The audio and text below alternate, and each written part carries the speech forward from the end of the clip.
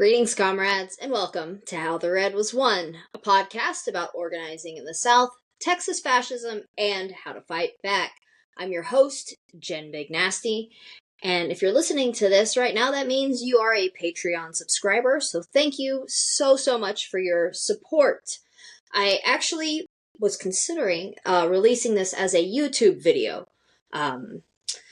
Spotify changed the way they count podcast plays, and my numbers dramatically dropped, which is a little disheartening. So I have been trying to brainstorm ways that I can expand my listenership. I'm not doing this for the clout. I think that the information I share is important, but I would like for that information to reach more people, right? So tell your friends to listen, and whenever I have some free time, which is rare, I'm going to go ahead and try to set up a YouTube channel and maybe release some of the podcast episodes as YouTube videos as well, and put my TikToks on that, I think. Especially when I finish Capital, I'll put it all together as one long video, and I think that'll be helpful for people. So, I was all prepared to read some more Mao today. I was going to read on contradiction to you guys, well, the first half of it. But I cannot stop thinking about this woman. Her name is Adriana Smith. She is a 30-year-old black woman. She's a mother, and she lives in Georgia. I'm not sure what city. But Georgia has a full abortion ban, very similar to what Texas has. If you haven't heard this story, she was 9 weeks pregnant. Again, this is a wanted pregnancy. She's married. She is already a mother. They wanted to have another child. So at 9 weeks pregnant, she was having some medical issues. She went to the hospital. They did not do any sort of CT scan or anything on her brain, which is what was needed. They sent her home with some medication. And then later that night, her husband woke up because she was making gurgling sounds. Terrifying. They rushed her to the hospital. She was pretty soon declared brain dead. I believe that she had some strokes. Do not quote me on that. But she was declared legally brain dead. But because Georgia has a full abortion ban, they refused to take her off of life support. This was 3 months ago. 3 months she has been legally dead, legally brain dead, but they are keeping the ventilator on, keeping oxygen going into her lungs, keeping her heart beating to keep this fetus alive. Her husband is not allowed any say in the matter. Her parents are not allowed any say in the matter. She is literally being used as an incubator for this fetus that actually doesn't have a great chance of survival either, because it is inside of a dead woman. Obviously this is fucked up on every possible level you can imagine. But I don't know, there's no but to it. It's just fucked up. So anyway, it got me thinking about making a mess over here. Women, Race, and Class. Angela Davis. I recommend everybody reads this. She wrote this book in 1980. It is so incredibly relevant. She basically, it's like a history book. It's like a history of the black and the women's struggle and the interconnectedness between those two things. Obviously, women, race, and class, right? It's right there in the title. Starting with chattel slavery all the way into the present day. In 1980, Roe versus Wade had been law for less than a decade, and we know it is no longer law. For half of the country live under full or nearly full abortion bans. So, chapter 12 is called Racism, Birth Control, and Reproductive Rights. And so I thought that in light of the struggle of Adriana Smith and her family, I would read this chapter. Because unfortunately, things have actually gotten worse, not better, since 1980. Here we go. Chapter 12. Racism, Birth Control, and Reproductive Rights. When 19th century feminists raised the demand for voluntary motherhood, the campaign for birth control was born. Its proponents were called radicals, and they were subjected to the same mockery as had befallen the initial advocates of women's suffrage. Voluntary motherhood was considered audacious, outrageous, and outlandish by those who insisted that wives had no right to refuse to satisfy their husband's sexual urges. Eventually, of course, the right to birth control, like women's right to vote, would more or less be taken for granted by U.S. public opinion.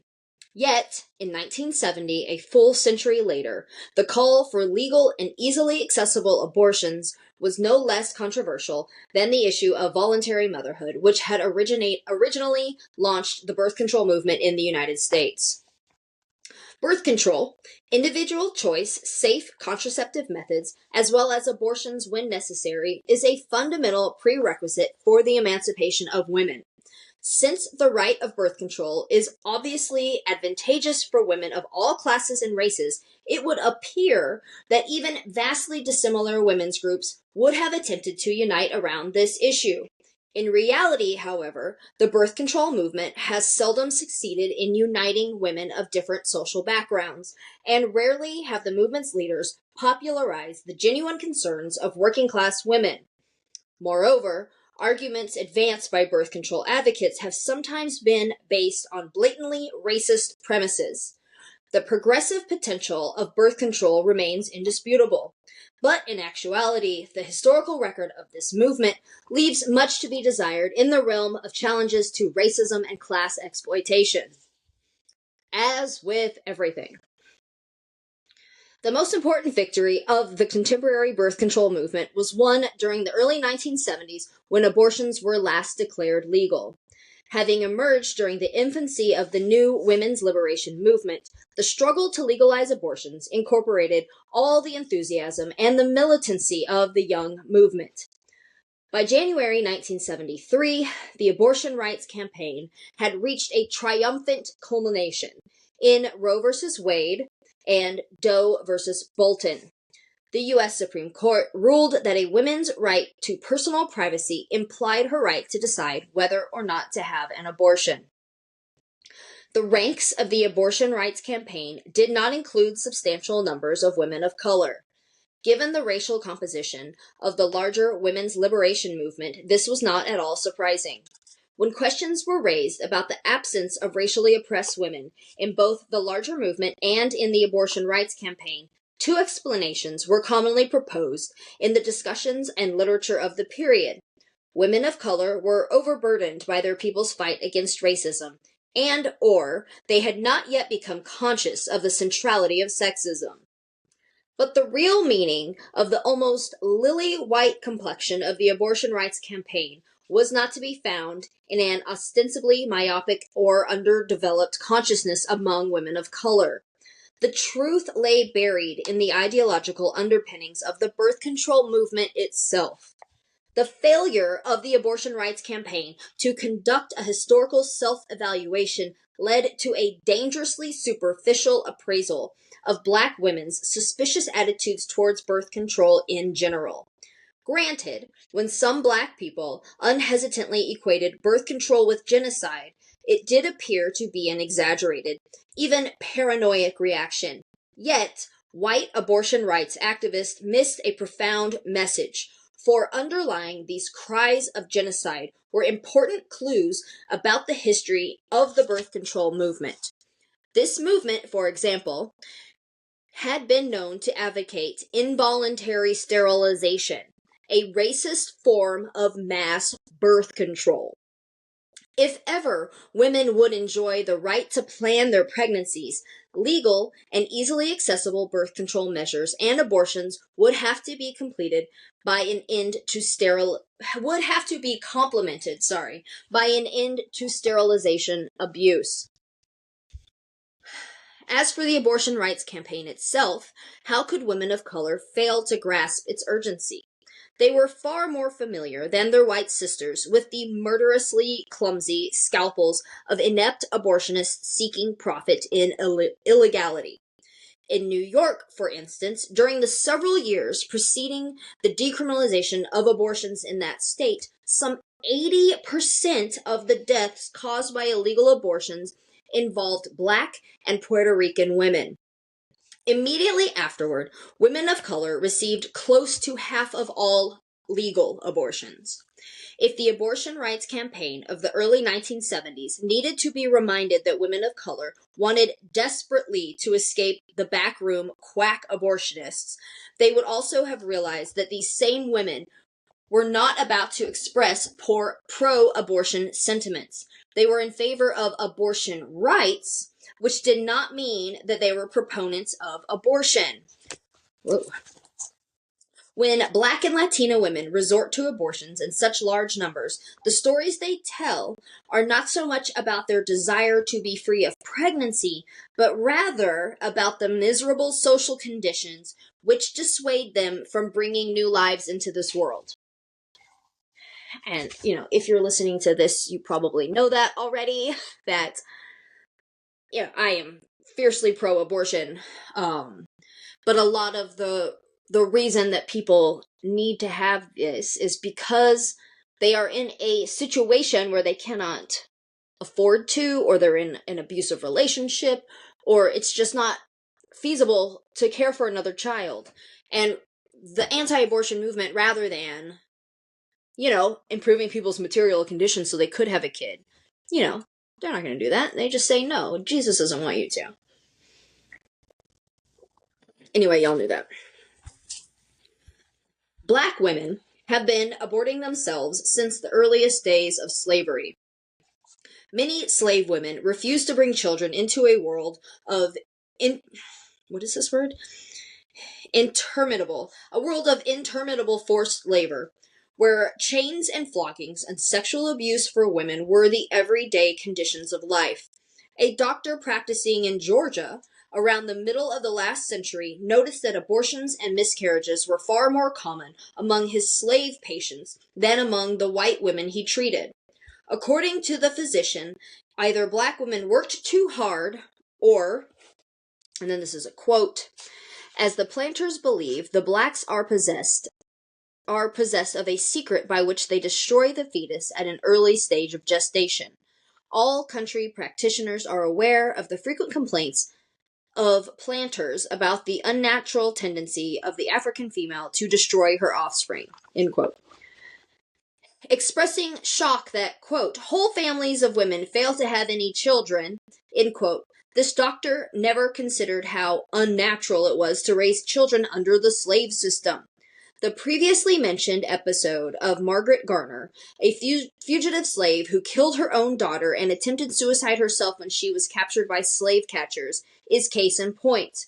Quote, she rejoiced that the girl was dead. Now she would never know what a woman suffers as a slave. She pleaded to be tried for murder. I will go singing to the gallows rather than be returned to slavery. End quote. Why were self-imposed abortions and reluctant acts of infanticide such common occurrences during slavery? Not because Black women had discovered solutions to their predicament, but rather because they were desperate. Abortions and infanticides were acts of desperation, motivated not by the biological birth process, but by the oppressive conditions of slavery. Most of these women, no doubt, would have expressed their deepest resentment had someone hailed their abortions as a stepping stone towards freedom. During the early abortion rights campaign, it was too frequently assumed that legal abortions provided a viable alternative to the myriad problems posed by poverty, as if having fewer children would create more jobs, higher wages, better schools, etc., etc. This assumption reflected the tendency to blur the distinction between abortion rights and the general advocacy of abortions.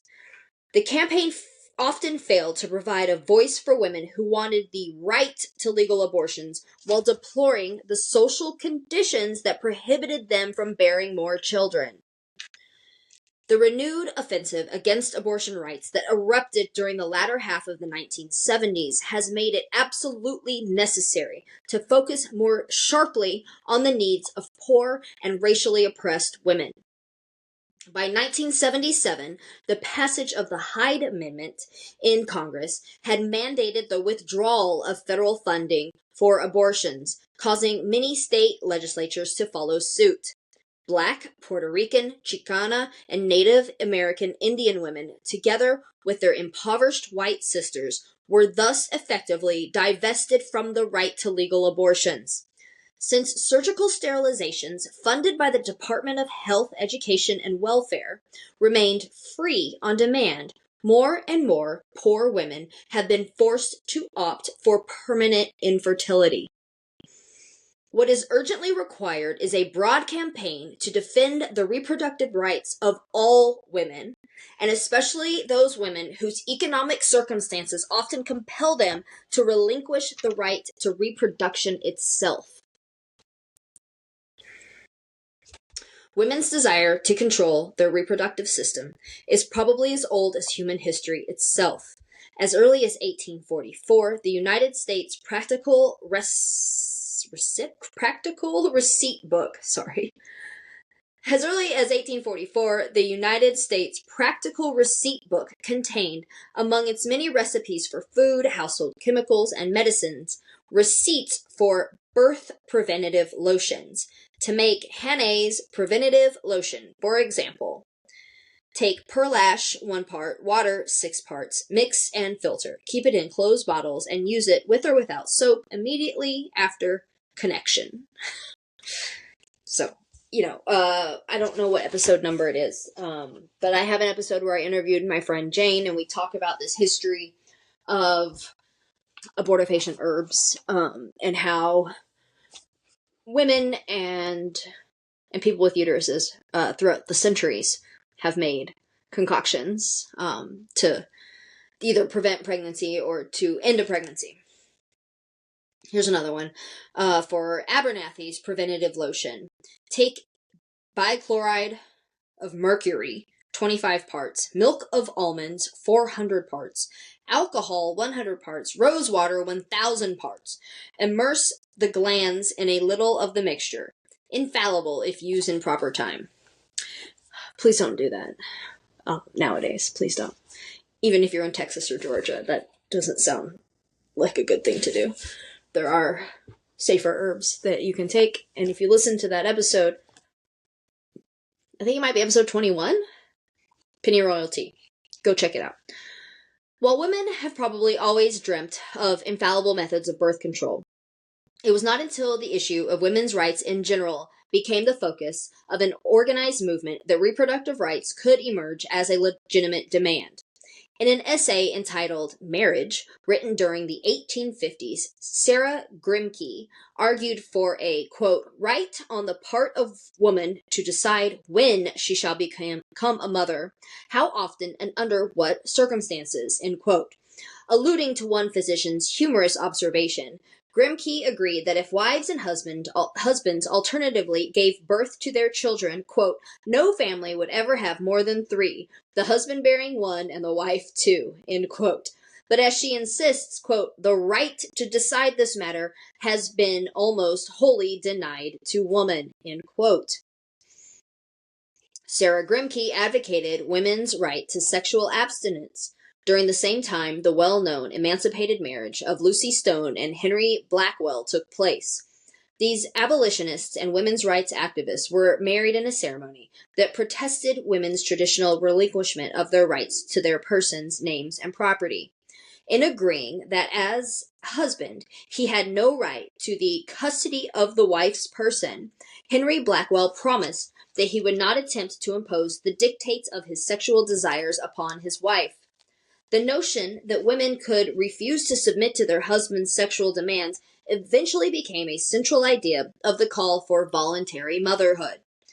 By the 1870s, when the women's suffrage movement had reached its peak, feminists were publicly advocating voluntary motherhood. In a speech delivered in 1873, Victoria Woodhull claimed that, quote, the wife who submits to sexual intercourse against her wishes or desires virtually commits suicide, while the husband who compels it commits murder, and ought just as much to be punished for it, as though he strangled, her to death for refusing him. End quote. Woodhull, of course, was quite notorious as a proponent of free love. Her defense of a woman's right to abstain from sexual intercourse within marriage as a means of controlling her pregnancies was associated with Woodhull's overall attack on the institution of marriage. It was not a coincidence that women's consciousness of their reproductive rights was born within the organized movement for women's political equality. Indeed, if women remained forever burdened by incessant childbirths and frequent miscarriages, they would hardly be able to exercise the political rights they might win. Moreover, women's new dreams of pursuing careers and other paths of self-development outside marriage and motherhood could only be realized if they could limit and plan their pregnancies. In this sense, the slogan Voluntary Motherhood contained a new and genuinely progressive vision of motherhood. At the same time, however, this vision was rigidly bound to the lifestyle enjoyed by the middle class and the bourgeoisie. The aspirations underlying the demand for voluntary motherhood did not reflect the conditions of working class women, engaged as they were in a far more fundamental fight for economic survival. Since this first call for birth control was associated with goals which could only be achieved by women possessing material wealth, vast numbers of poor and working class women would find it rather difficult to identify with the embryonic birth control movement. Towards the end of the 19th century, the white birth rate in the United States suffered a significant decline. Since no contraceptive innovations had been publicly introduced, the drop in the birth rate implied that women were substantially curtailing their sexual activity. By 1890, the typical native-born white woman was bearing no more than 4 children. This still sounds like a lot. Since the U.S. society was becoming increasingly urban, this new birth pattern should not have been a surprise. While farm life demanded large families, they became dysfunctional within the context of city life.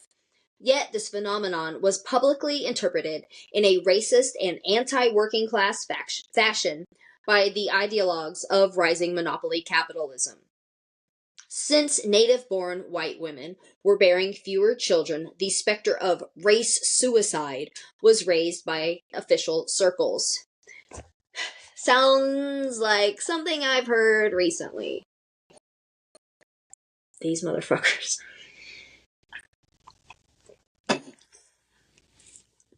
In 1905, President Theodore Roosevelt concluded his Lincoln Day dinner speech with the proclamation that, quote, race purity must be maintained, end quote. By 1906, he blatantly equated the falling birth rate among native-born whites with the impending threat of race suicide. In his State of the Union message that year, Roosevelt admonished the well-born white women who engaged in, quote, willful sterility, the one sin for which the penalty is national death, race suicide, end quote. All presidents are bastards, by the way. All of them. All U.S. presidents are absolute fucking monsters. These comments were made during a period of accelerating racist ideology and of great waves of race riots and lynchings on the domestic scene. Moreover, President Roosevelt himself was attempting to muster support for the U.S. seizure of the Philippines in the country's most recent imperialist adventure. How did the birth control movement respond to Roosevelt's accusation that their cause was promoting race suicide? The president's propagandistic ploy was a failure, according to a leading historian of the birth control movement, for, ironically, it led to greater support for its advocates. Yet, as Linda Gordon maintains, this controversy, quote, also brought to the forefront those issues that most separated feminists from the working class and poor. This happened in 2 ways. First, the feminists were increasingly emphasizing birth control as a route to careers and higher education, goals out of reach of the poor, with or without birth control. In the context of the whole feminist movement, The race suicide episode was an additional factor identifying feminism almost exclusively with the aspirations of the more privileged women of the society. Second, the pro-birth control feminists began to popularize the idea that poor people had a moral obligation to restrict the size of their families because larger families create a drain on the taxes and charity expenditures of the wealthy, and because poor children were less likely to be superior. End quote. Again, nothing has changed. These people still exist. They still control everything. You log on to Twitter and you see this shit every day. The acceptance of the race suicide thesis to a greater or lesser extent by women such as Julia Ward Howe, H-O-W-E, Ho? I don't know. And Ida Husted Harper reflected the suffrage movement's capitulation to the racist posture of Southern women. If the suffragists acquiesced to arguments invoking the extension of the ballot to women as the saving grace of white supremacy, then birth control advocates either acquiesced to or supported the new arguments invoking birth control as a means of preventing the proliferation of the lower classes and as an antidote to race suicide. Race suicide could be prevented by the introduction of birth control among Black people, immigrants, and the poor in general. In this way, the prosperous whites of solid Yankee stock could maintain their superior numbers within the population. Thus, class bias and racism crept into the birth control movement when it was still in its infancy. More and more, it was assumed within birth control circles that poor women, Black and immigrant alike, had a moral obligation to restrict the size of their families. What was demanded as a right for the privileged came to be interpreted as a duty for the poor. When Margaret Sanger embarked upon her lifelong crusade for birth control, a term she coined and popularized, it appeared as though the racist and anti-working class overtones of the previous period might possibly be overcome. For Margaret Higgins Sanger came from a working class background herself and was well acquainted with the devastating pressures of poverty. When her mother died at the age of 48, she had borne no less than 11 children. Sanger's later memories of her own family's trouble could confirm her belief that working-class women had a special need for the right to plan and space their pregnancies autonomously. Her affiliation as an adult with the socialist movement was a further cause for hope that the birth control campaign would move in a more progressive direction. When Margaret Sanger joined the Socialist Party in 1912, she assumed the responsibility of recruiting women from New York's working women's clubs into the party. The Call, the party's paper, carried her articles on the women's page. She wrote a series entitled What Every Mother Should Know, another called What Every Girl Should Know, and she did on-the-spot coverage of strikes involving women. Sanger's familiarity with New York's working-class districts as a result of her numerous visits as a trained nurse to the poor sections of the city. During these visits, she points out in her autobiography, she met countless numbers of women who desperately desired knowledge about birth control. According to Sanger's autobiographical reflections, one of the many visits she made as a nurse to New York's Lower East Side convinced her to undertake a personal crusade for birth control. Answering one of her routine calls, she discovered that 28-year-old Sadie Sachs had attempted to abort herself. Once the crisis had passed, the young woman asked the attending physician to give her advice on birth prevention. As Sanger relates the story, the doctor recommended that she, quote, tell her husband Jake to sleep on the roof. I glanced quickly to Mrs. Sachs. Even through my sudden tears, I could see stamped on her face an expression of absolute despair. We simply looked at each other, saying no word until the doctor had closed behind the door. Until the door had closed behind the doctor. Then she lifted her thin, blue-veined hands and clasped them beseechingly. He can't understand. He's only a man. But you do, don't you? Please tell me the secret, and I'll never breathe it to a soul. Please. End quote. 3 months later, Sadie Sachs died from another self-induced abortion. That night, Margaret Sanger says she vowed to devote all her energy toward the acquisition and dissemination of contraceptive measures. Quote, I went to bed knowing that no matter what it might cost, I was finished with the palliatives and superficial cures. I resolved to seek out the root of evil, to do something to change the destiny of mothers whose miseries were as vast as the sky. End quote. And y'all know Margaret Sanger is who founded Planned Parenthood, right? Like, that's what she went on to do. Also, she turns out to be a racist. I think that's coming up. But she did found Planned Parenthood, which has done a lot of good. So, continuing. During the first phase of Sanger's birth control crusade, she maintained her affiliation with the Socialist Party, and the campaign itself was closely associated with the rising militancy of the working class.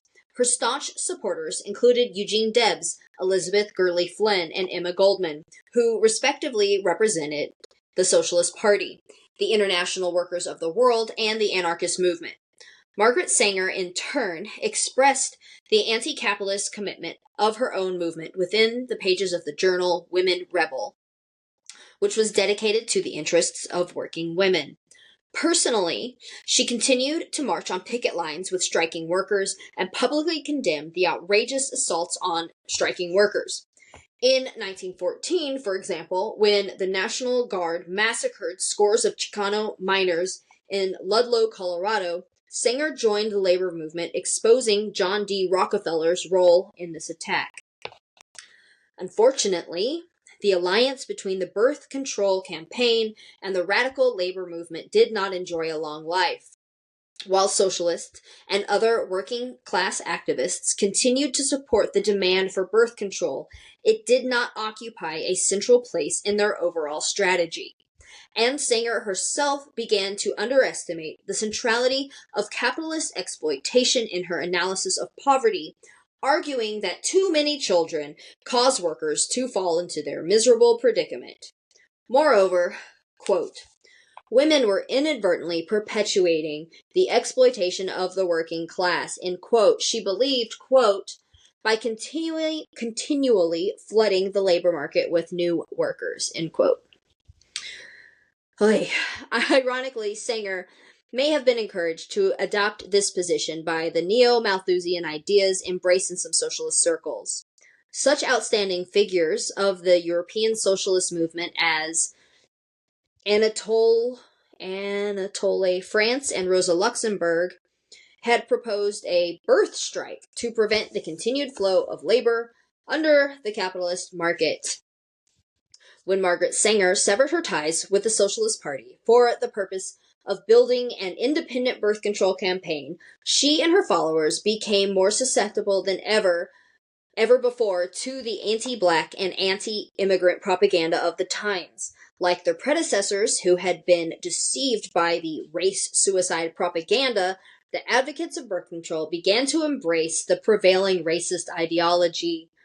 The fatal influence of the eugenics movement would soon destroy the progressive potential of the birth control campaign. Great. During the first decades of the 20th century, the rising popularity of the eugenics movement was hardly a fortuitous development. Eugenic ideas were perfectly suited to the ideological needs of young monopoly capitalists. Imperialist incursions in Latin America and in the Pacific needed to be justified, as did the intensified exploitation of black workers in the South and immigrant workers in the North and West. The pseudo-scientific racial theories associated with the eugenics campaign furnished dramatic apologies for the conduct of the young monopolies. As a result, this movement won the unhesitating support of such leading capitalists as the Carnegies, the Harrimans, and the Kellogg's.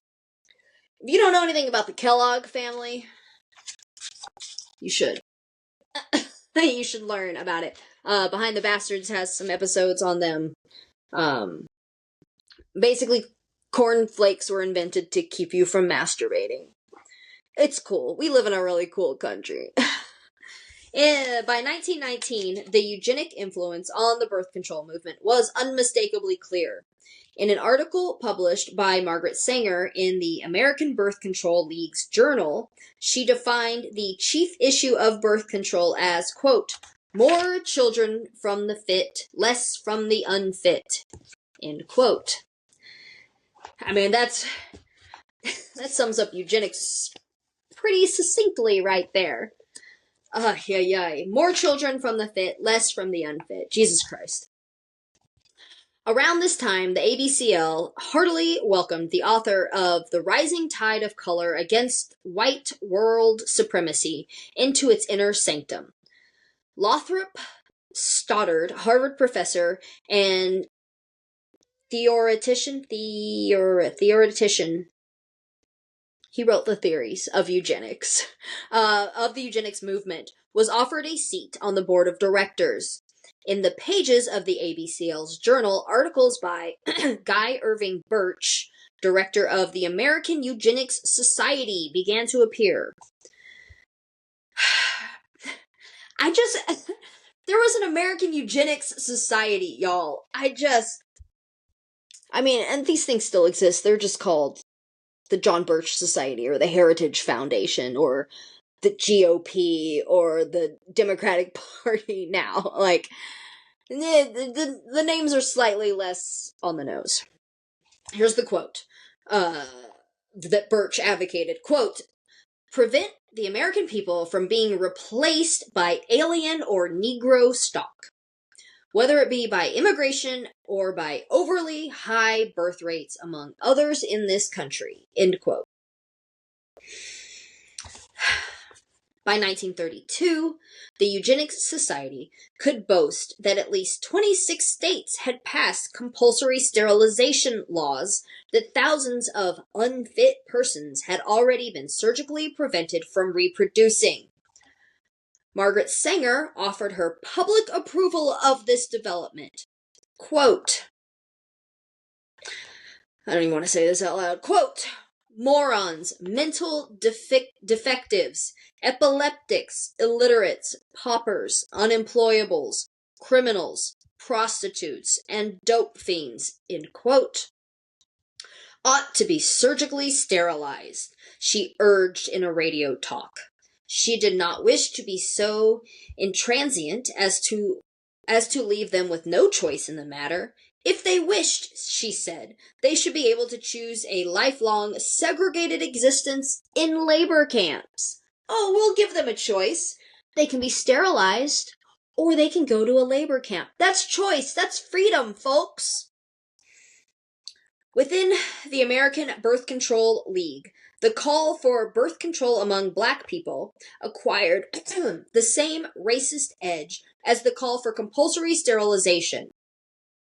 In 1939, its successor, the Birth Control Federation of America, planned a Negro Project. In the Federation's words, I hate reading this stuff out loud. Quote, the mass of Negroes, particularly in the South, still breed carelessly and disastrously, with the result that the increase among Negroes, even more than among whites, is from that portion of the population least fit and least able to rear children properly. End quote. Calling for the recruitment of black ministers to lead local birth control committees, the Federation's proposal suggested that black people should be rendered as vulnerable as possible to their birth control propaganda. We do not want word to get out, wrote Margaret Sanger in a letter to a colleague, quote, that we want to eliminate the Negro population, and the minister is the man who can straighten out that idea if it ever occurs to any of their more rebellious members, end quote. This episode in the birth control movement confirmed the ideological victory of the racism associated with eugenic ideas. It had been robbed of its progressive potential, advocating for people of color not the individual right to birth control, but rather the racist strategy of population control. The birth control campaign would be called upon to serve in an essential capacity in the execution of the U.S. government's imperialist and racist population policy. The abortion rights activists of the early 1970s should have examined the history of their movement. Had they done so, they might have understood why so many of their black sisters adopted a posture of suspicion towards their cause. They might have understood how important it was to undo the racist deeds of their predecessors, who had advocated birth control as well as compulsory sterilization as a means of eliminating the unfit sectors of the population. Consequently, the young white feminists might have been more receptive to the suggestion that their campaign for abortion rights include a vigorous condemnation of sterilization abuse, which had become more widespread than ever.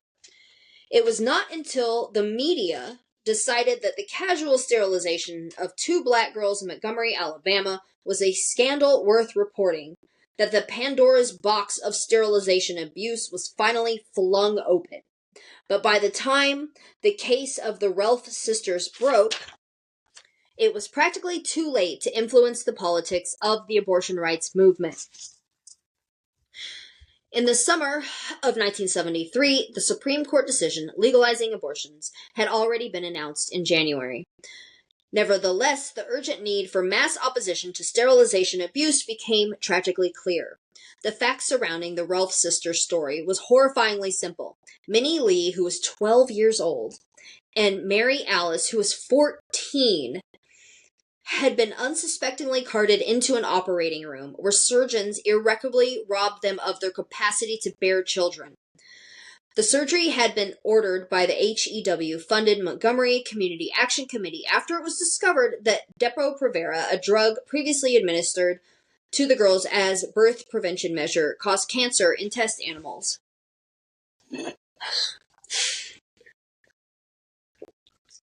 This is so bad, y'all. 12 and 14.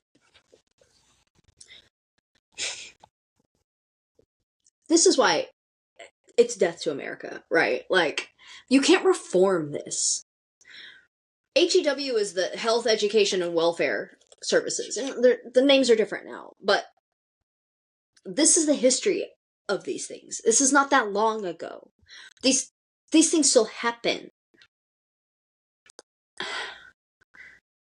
The U.S. was sterilizing migrants that were detained, like, under the Biden administration. This happened a few years ago.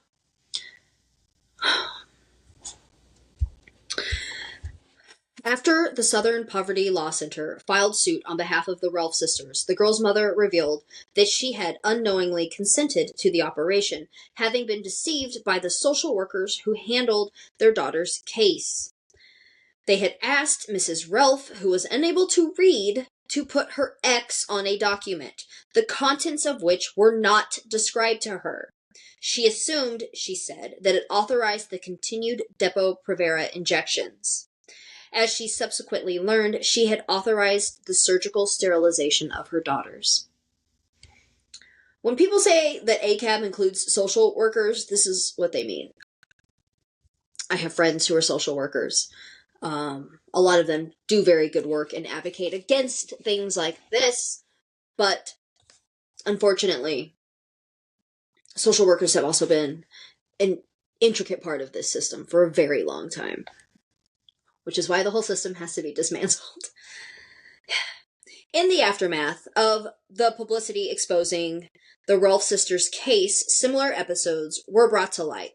In Montgomery alone, 11 girls, also in their teens, had been similarly sterilized.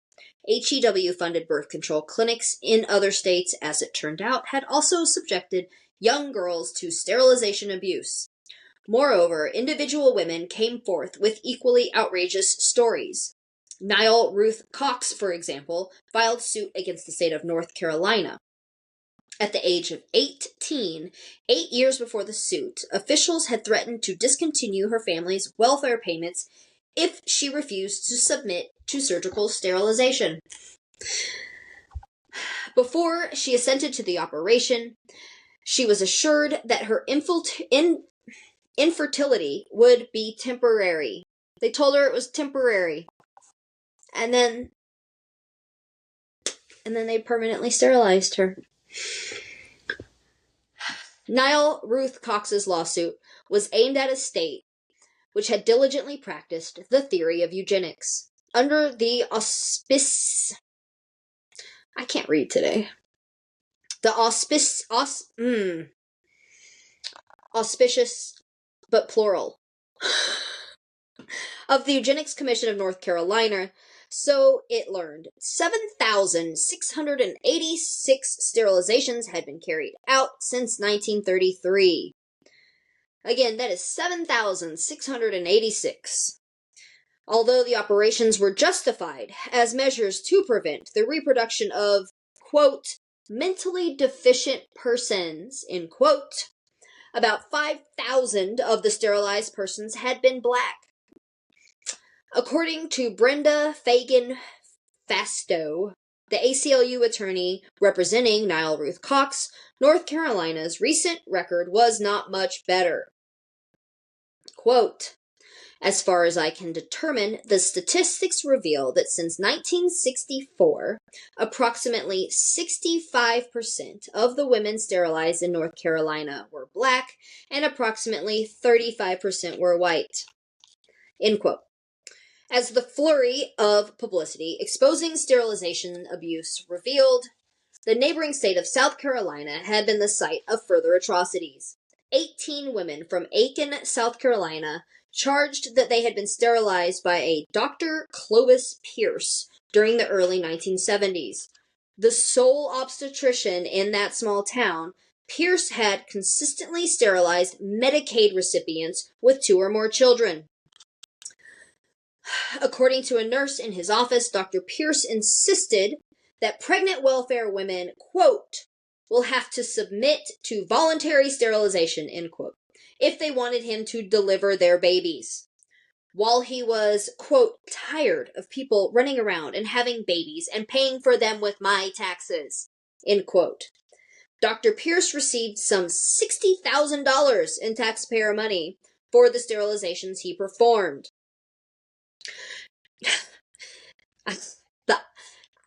I know that, like, the hypocrisy is lost on these people, but fuck, man.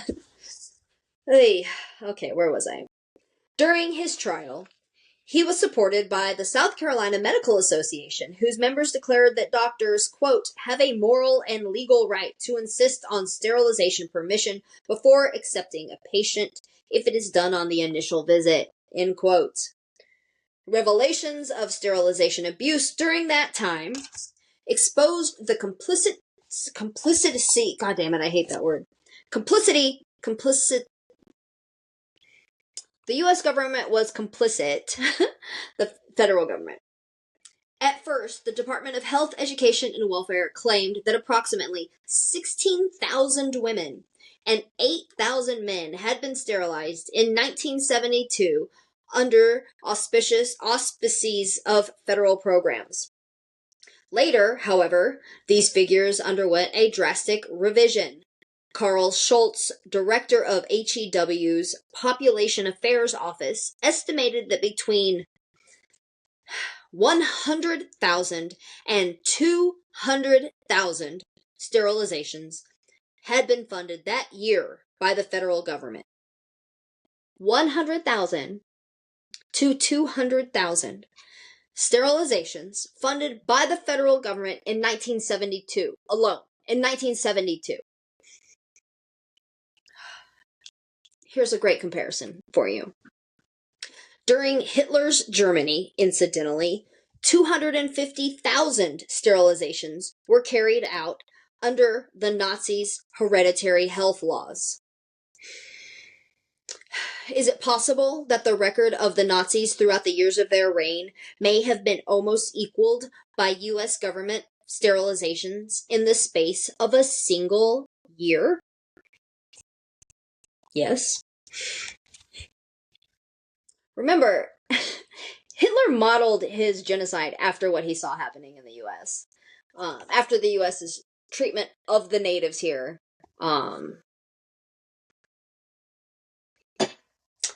So yeah, when liberals compare Trump to Hitler, don't forget that Hitler was trying to be like the U.S.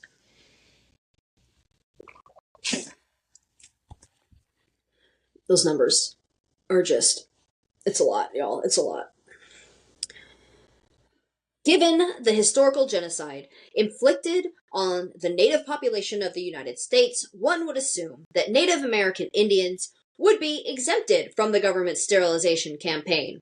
But according to Dr. Connie Urie's testimony in a Senate committee hearing, by 1976, some 24% of all Indian women of childbearing age had been sterilized. Our bloodlines are being stopped, the Choctaw physician told the Senate committee. Our unborn will not be born. This is genocidal to our people.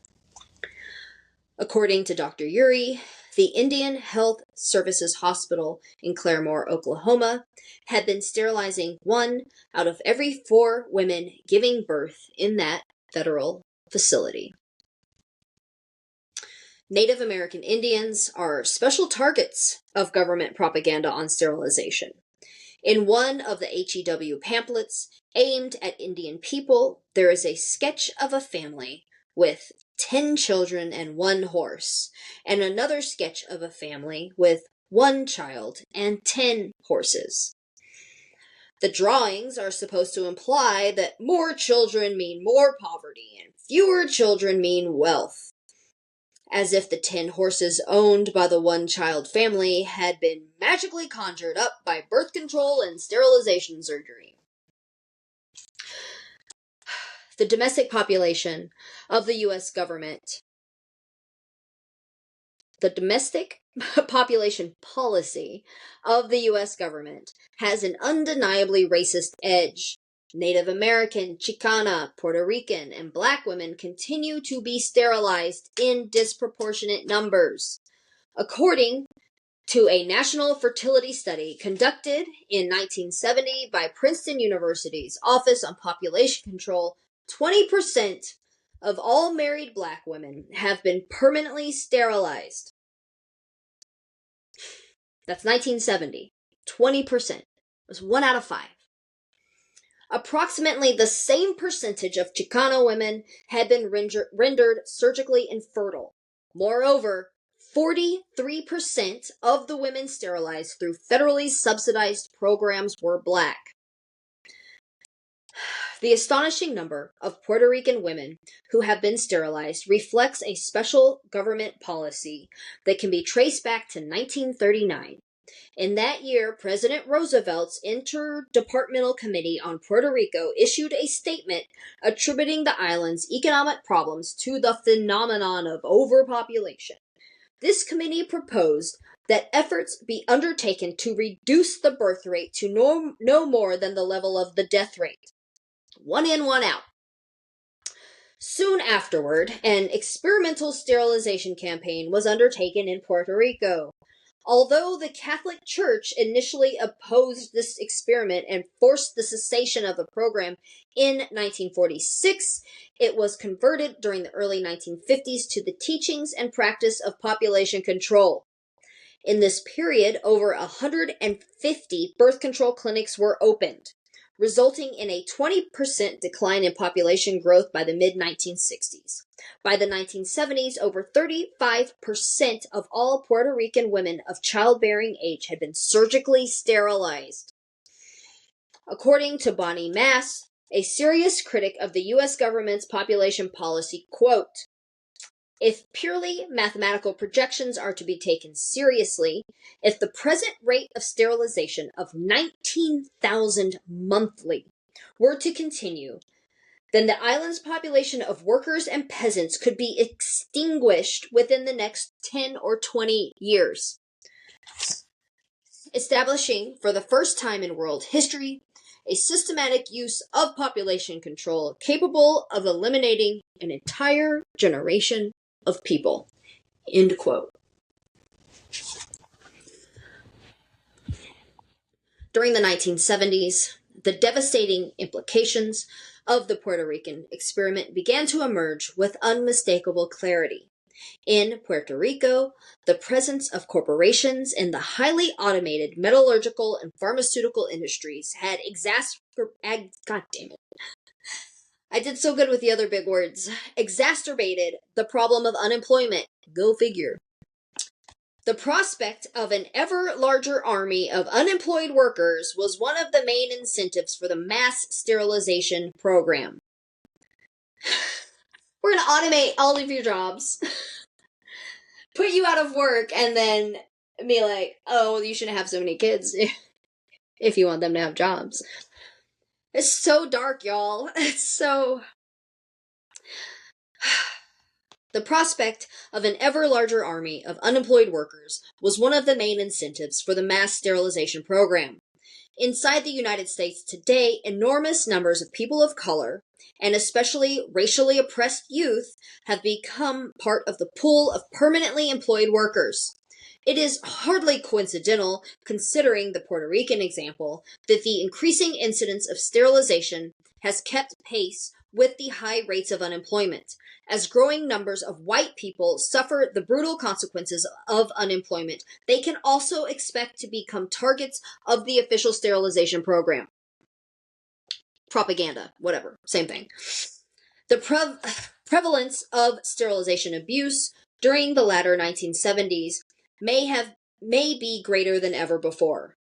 Although the Department of Health, Education, and Welfare issued guidelines in 1974, which were ostensibly designed to prevent involuntary sterilizations, the situation has nonetheless deteriorated.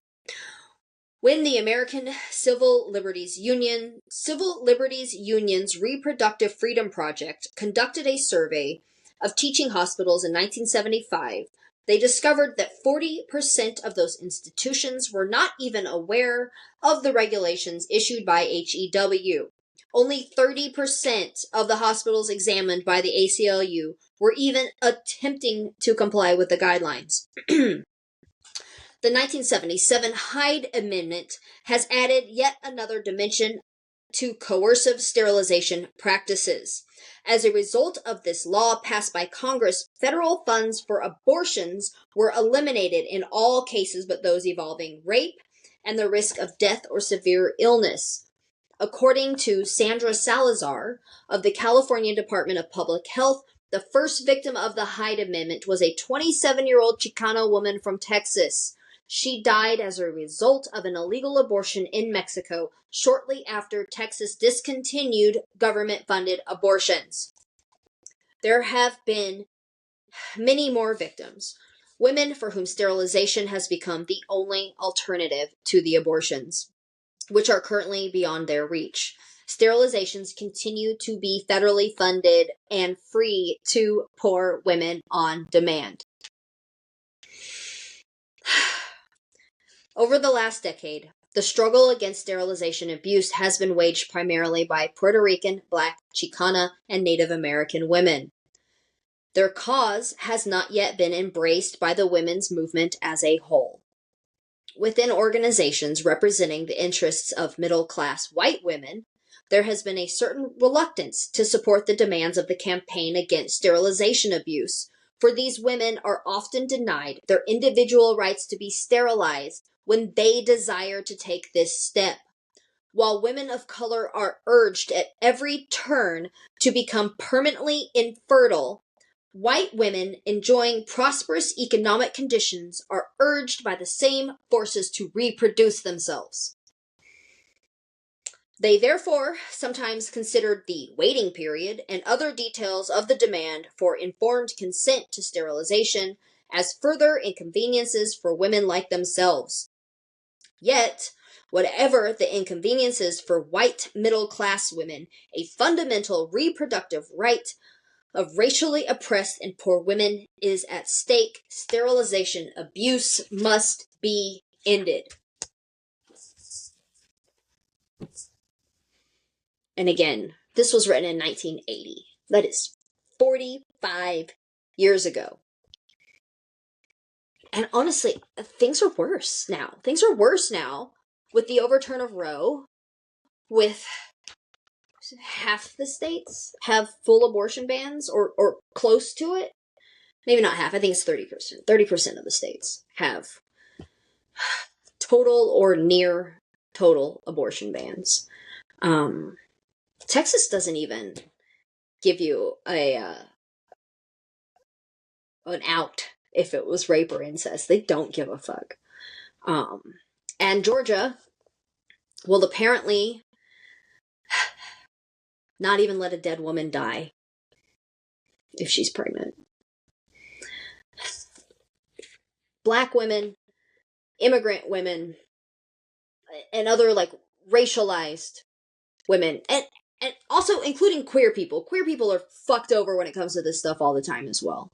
Are always on the front lines of this, are always the people that suffer the most because of this. Because even here in Texas, women of means can leave the state to get an abortion, right? Mexico has legalized abortion in every state now. So it's easy for people that can, you know, like if you have a car, if you can take a few days off of work to drive to Mexico or go to Colorado, or New Mexico. Like there are places around us where you can get an abortion if you can get there. And if not, the state will just sterilize you. So then you don't have to worry about it. Ever.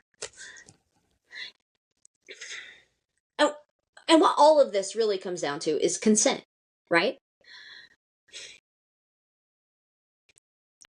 My body, my choice is such a simple rallying call.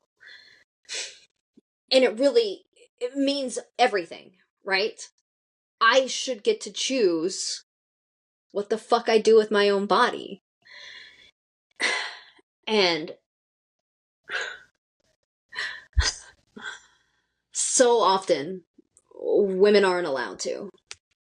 And that's women in general, across the board, are all oppressed by this. But that intersection of women, race, and class is where the heart of the struggle is, right? If you're poor and or racialized, it's worse. It's so much worse. It's so much harder. And you lose your bodily autonomy. Yeah, so thanks for listening. We have to keep fighting this shit. And reform is not the answer. We cannot reform our way out of this. Again, this has been happening since the beginning of this country. Chattel slavery. A country founded on these ideas is not fucking worth saving. And I will say that again and again. Death to America, okay? And I know people hate it when that is said, but what it means is the systems. America is not the land. It is not the people. It is the political systems. It is the structure. It is the corporations that control our government. It is the military. It is the police. It is these governmental institutions that sterilize people against their will. Death to all of that. Thanks for listening. Cheers.